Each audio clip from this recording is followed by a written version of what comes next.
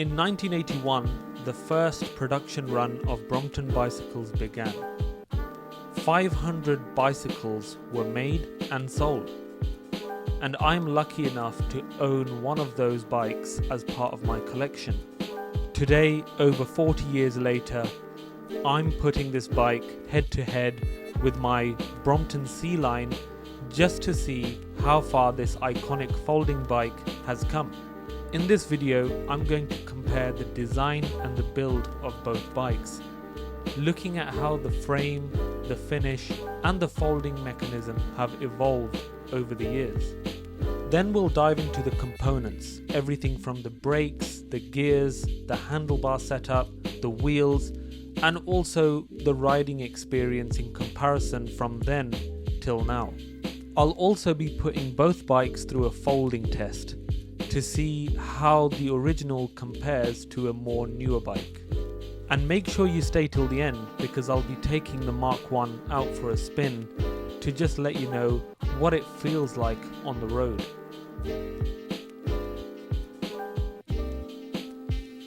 Let's begin with the design and build. The most noticeable difference right away is in the frame shape. The Mark One has a slight kink or bend in the top tube, a design unique to this early model. From the Mark II onwards, Brompton transitioned to a smoother, cleaner frame shape, which is what we still see on modern Bromptons today. Another key structural difference lies in the rear triangle. The Mark One has no locking mechanism, meaning when the bike is on a workshop rack or lifted, the rear triangle simply hangs loose. On newer models, it locks in place, making handling and maintenance much easier.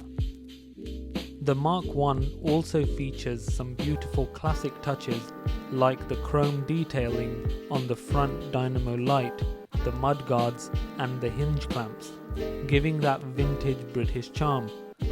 One of the biggest differences though is the handlebar and stem. On the Mark One, they're welded together.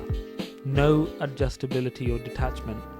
Every Brompton after this came with a detachable handlebar stem, giving riders more flexibility and easier maintenance. And finally, the front dynamo light and rear rack came as standard on the Mark One, both functional and beautifully integrated.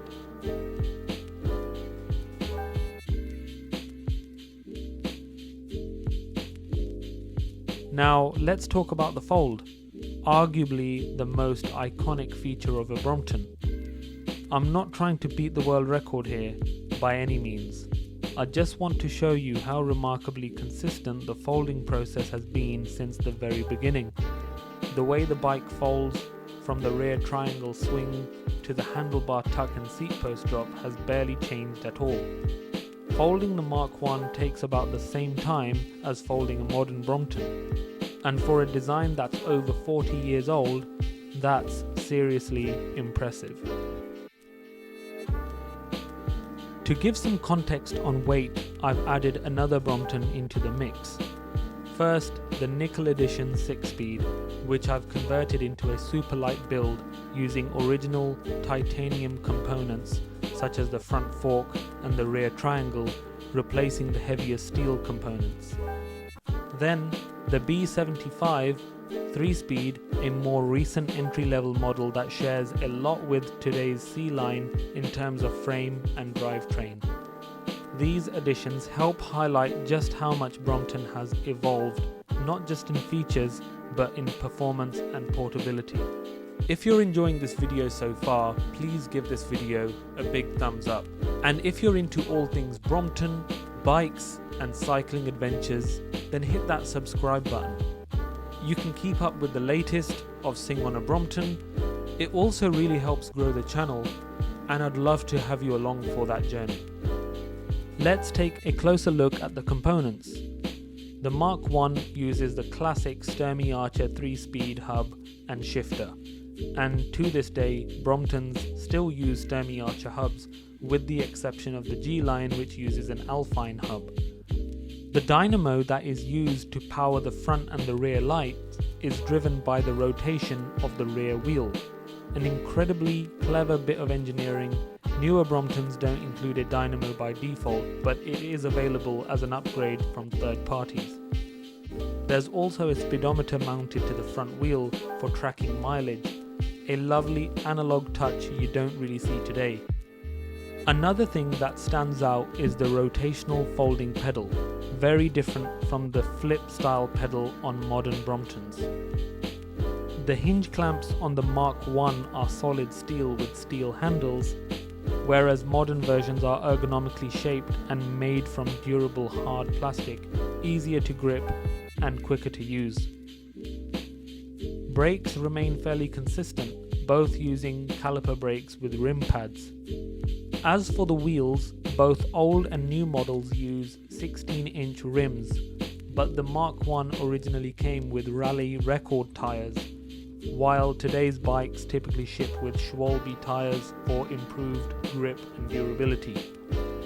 The drivetrain and chain tensioner remain anatomically similar, but you can feel how much engineering refinement and efficiency has been added over time. The handlebar grips on the Mark One are non-detachable, made of a firm plastic or silicone material, compared to the detachable foam grips that come by default today. And finally, the saddle. The Mark One shipped with a plastic rubber brook saddle as standard, whereas today Brompton offers their own branded leather saddle designed specifically for comfort on short commutes.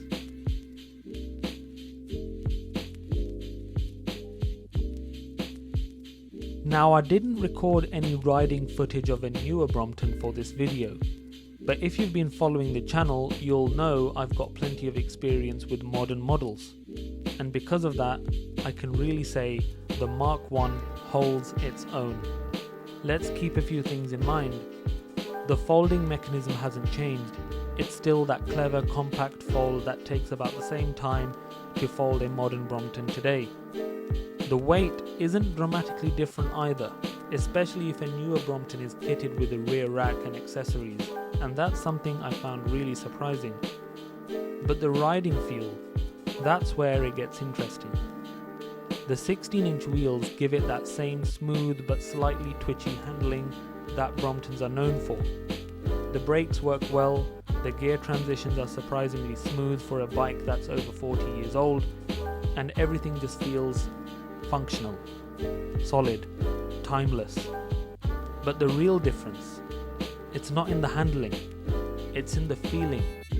You know you're riding something special. There's a quiet pride in knowing that you're pedaling one of the very first Bromptons ever made. It's almost like driving a classic car, if you've driven one, that is. But essentially, it's like riding a piece of British engineering history, and honestly, that feeling just can't be put into words. If I had to point out one noticeable quirk, it's this.